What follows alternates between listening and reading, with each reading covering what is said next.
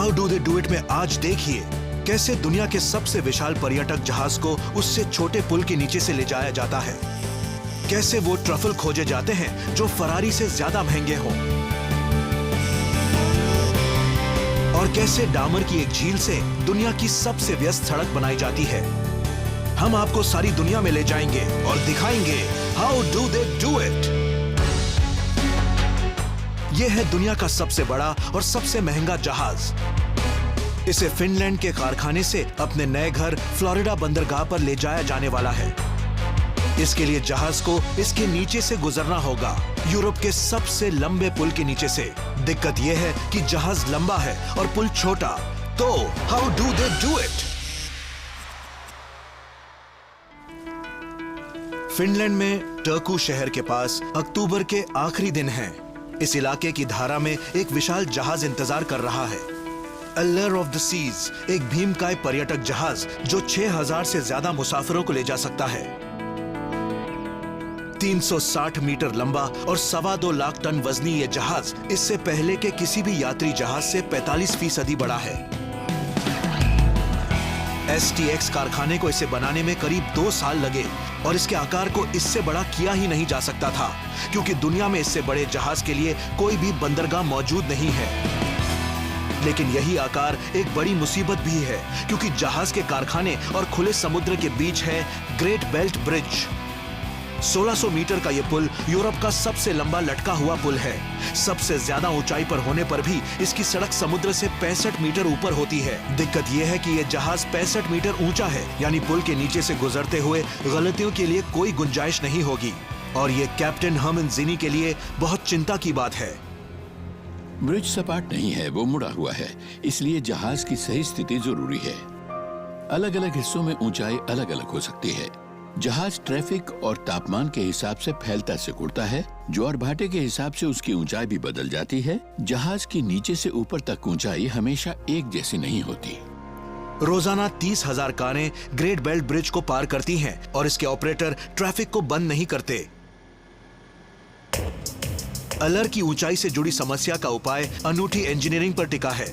जहाज के भीमकाय ढांचे के 2 सबसे ऊंचे हिस्से हैं 2 फनल या चिमनियां, जो इसके 6 इंजनों से निकलने वाली गैसों को बाहर निकालती हैं। लेकिन इन्हें नीचे किया जा सकता है, जिससे जहाज की ऊंचाई 1 मीटर कम हो जाती है। ये तो शुरुआत है, पर अगर पानी 1 मीटर चढ़ गया तो जहाज पुल से टकरा सकता है, यानी गलती की अब भी कोई गुंजाइश नहीं है। ताजे पानी की इन संकरी नहरों से समुद्र की तरफ बढ़ते हुए कैप्टन ज़िनी के जहन में बस यही बात छाई है।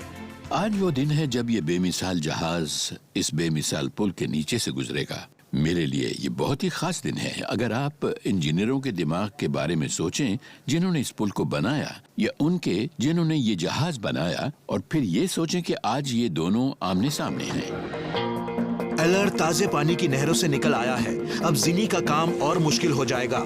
खारे पानी पर जहाज अच्छी तरह तैरता है और इसकी ऊंचाई 25 सेंटीमीटर बढ़ जाती है, और आज हर सेंटीमीटर का महत्व है।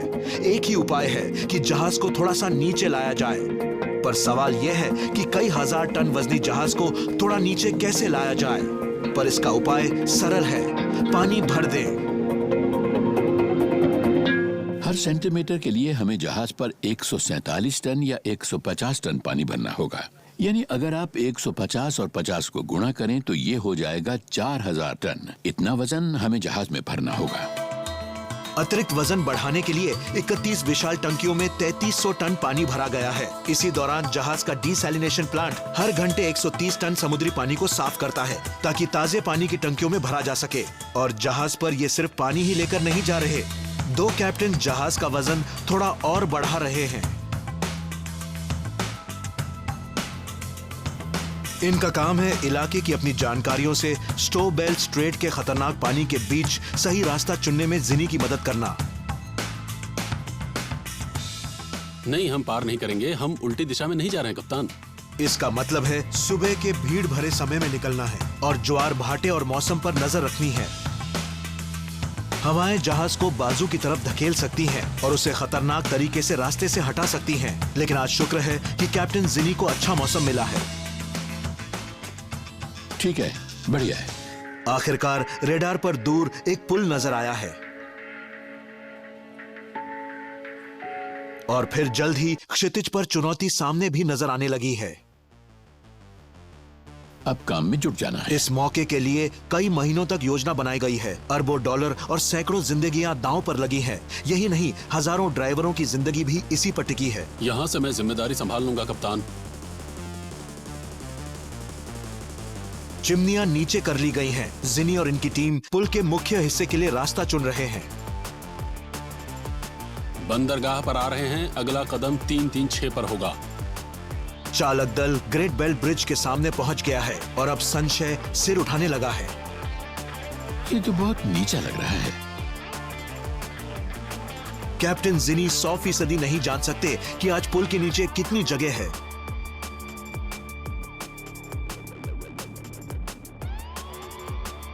हर मिलीमीटर मायने रखता है।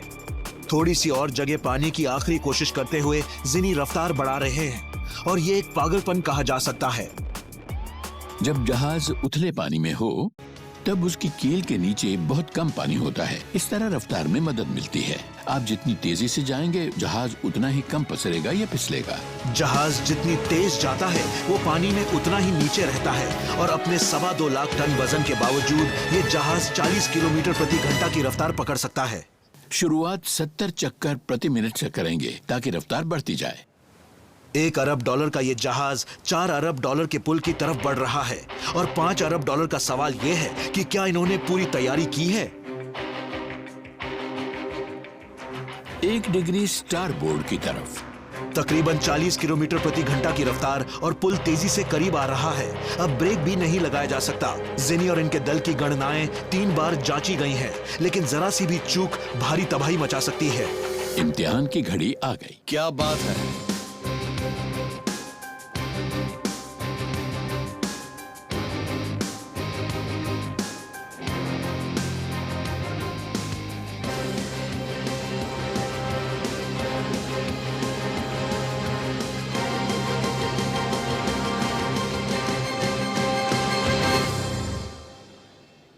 हम कामयाब हो गए।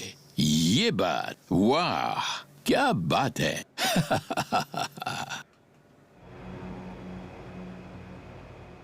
मुबारक हो। वाह मुबारक हो। अलियर किसी गड़बड़ी के महज 4 सेंटीमीटर के फासले से पार निकल गया है। सच कहूं तो थोड़ी सी घबराहट तो होती ही है, चाहे आप कितना भी हिसाब किताब लगा लें। लेकिन हमने पायलटों और सहायक दल के साथ बहुत बढ़िया काम किया है और हम बहुत खुश हैं। अब हम फोर्ट लॉडरडेल की तरफ जा रहे हैं। सूरज डूब रहा है। जहाज पश्चिम की तरफ बढ़ रहा है, अपने नए घर की तरफ। शुक्र है कि वहां कोई पुल चुनौती बनकर सामने नहीं आने वाला है। ट्रफल को रसोई घर का हीरा कहा जाता है। ये दुनिया के एक सबसे महंगे खाने में से एक है। सन 2007 में एक अकेले सफेद ट्रफल की कीमत $3,30,000 मिली थी, जो सबसे महंगी फरारी से भी ज्यादा है। लेकिन ये तो जमीन के अंदर उगते हैं। इन्हें सूंघ कर खोज कर निकालने के लिए तो कमाल की नाक चाहिए। तो how do they do it?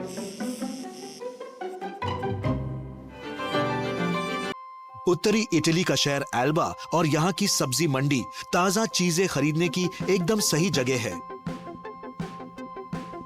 लेकिन इस बाजार की सबसे महंगी चीज जिसे कम ही लोग खरीद पाते हैं, मशरूम का ये अजीब सा रिश्तेदार $1.5 लाख प्रति किलो के भाव पर बिकता है। और ये वैसे पेड़ों से ही मिलता है, लगभग।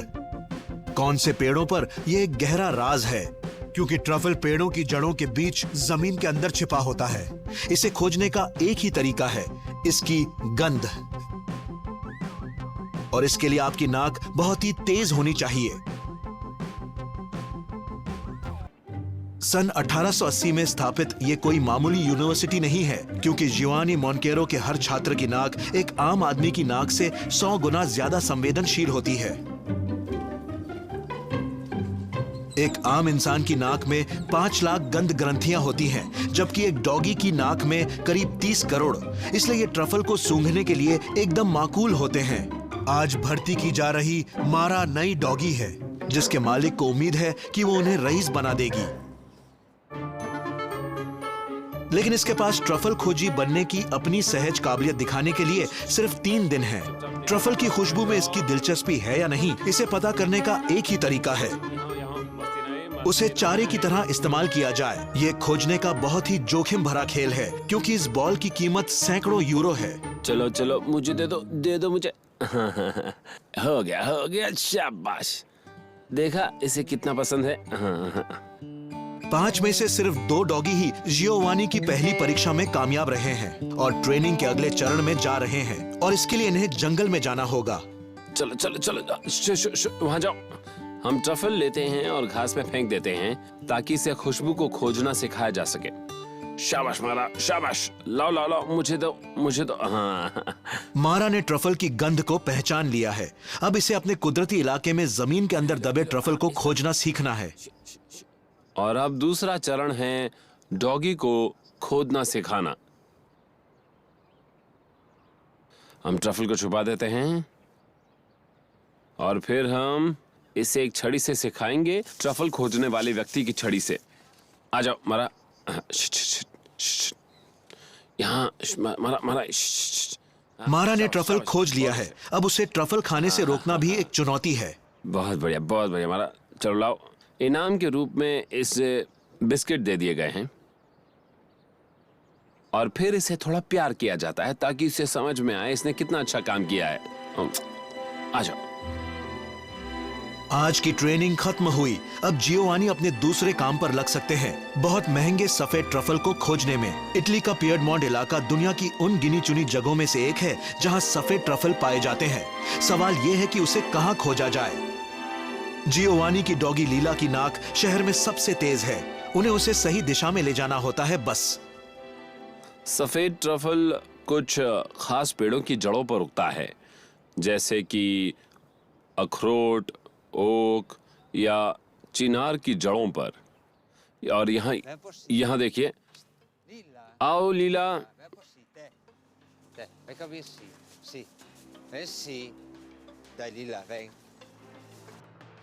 हाँ, डॉगी को ध्यान देना पड़ता है। जमीन के अंदर एक महंगा खजाना छिपा है और लीला काम में जुट गई है। धीरे धीरे। ये बहुत जोश में है, इसे धीरज रखने की जरूरत है। बहुत बढ़िया, शाबाश। आखिरकार लीला को गंध मिल गई है और वो तेजी से खोदने लगी है, लेकिन जियोवानी को तेजी से काम करना होगा। ट्रफल की कीमत वजन से होती है। जरा सी खरोंच भी लग जाए तो इनकी कीमत कम हो जाती है। रुक जाओ लीला, रुक जाओ। मिट्टी से बेशकीमती ट्रफल को निकालने के लिए वो सैपिन नामक एक छोटे से औजार का इस्तेमाल करते हैं। रुक जाओ। ट्रफल को अपनी उंगलियों से निकालना चाहिए ताकि वो तबाह ना हो। एक बहुत ही खूबसूरत सफेद ट्रफल। ये देखिए, बहुत बढ़िया लीला। जियोवानी के ट्रफल को एल्बा में शहर के एक विशेषज्ञ थोक व्यापारी बेचने के लिए तैयार करेंगे। टाटूफी मोरा की स्थापना एक नामी ट्रफल खोजी जाकोको मोरा ने सन 1930 में की थी और आज ये कंपनी सारी दुनिया में ट्रफल निर्यात करती है। आज इसे बेनिनो परिवार संभालता है और बड़े भाई एलेसांद्रो का काम है सिर्फ सबसे अच्छी क्वालिटी के ट्रफल को चुनना। तैयार करने के लिए मैं सबसे पहले इन्हें सूंघता हूँ। इसके बाद मैं इसके आकार और वजन को जांचता हूँ, लेकिन सबसे महत्वपूर्ण चीज है इसकी गंध। एक विशेषज्ञ को हर पेड़ के ट्रफल की गंध जरा सी अलग लगती है। बलूत वाले ट्रफल की गंध सबसे तेज होती है, विलो और चिनार की गंध कम होती है। मुझे बलूत वाले ट्रफल पसंद हैं, पर यह निर्भर करता है अलग अलग व्यक्तियों पर, जैसे कि अलग अलग लोगों को अलग अलग शराब पसंद होती है।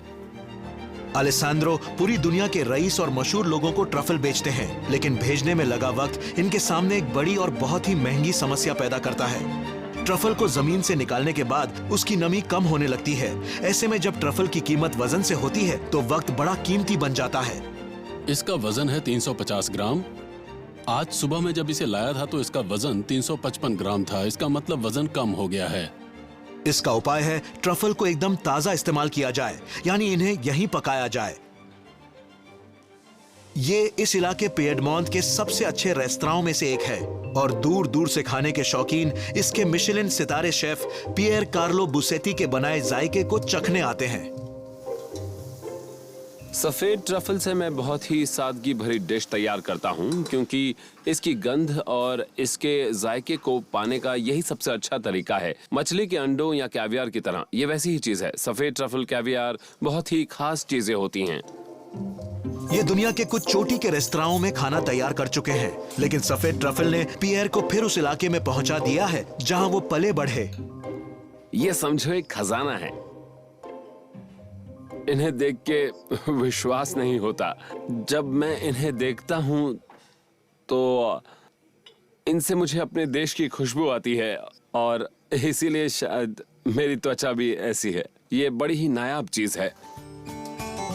बेशकीमती, लाजवाब, लेकिन बहुत तेज गंध सूंघने वाले इन जीवों को इन्हें खोजने के बदले में बस कुछ बिस्किट मिलते हैं।